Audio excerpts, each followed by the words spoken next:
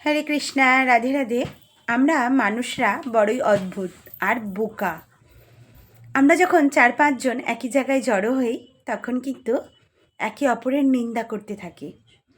শাস্ত্রে বর্ণনা আছে, আমরা যদি কারোর নিন্দা করি সেই ব্যক্তির খারাপ গুণগুলো আমাদের মধ্যে এসে পড়ে। কিছুদিন পর থেকে দেখা যায় যে আমাদের মধ্যেও সেই খারাপ গুণগুলো এসে গেছে।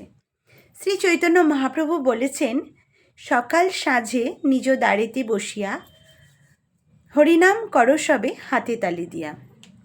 আমাদের মৃত্যুর সময় কিন্তু এই হরিনামই আমাদের সঙ্গে যাবে।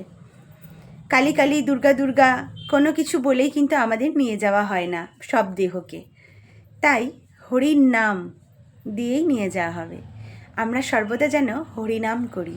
হরে কৃষ্ণা কৃষ্ণ কৃষ্ণ হরে হরে, হরে রাম রাম রাম হরে হরে।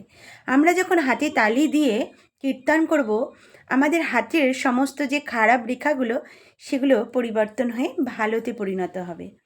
তাই আমরা যেন সর্বদা হাতে তালি দিয়ে হরিনাম করি। আর শ্রী চৈতন্য মহাপ্রভু তো বলে গেছেন জপঝুলিতে জপ করতে। জপঝুলি এবং হাতে তালি দিয়ে যেন আমরা হরিনাম মহামন্ত্র কীর্তন করি। হরি হরি বল, রাধে রাধে।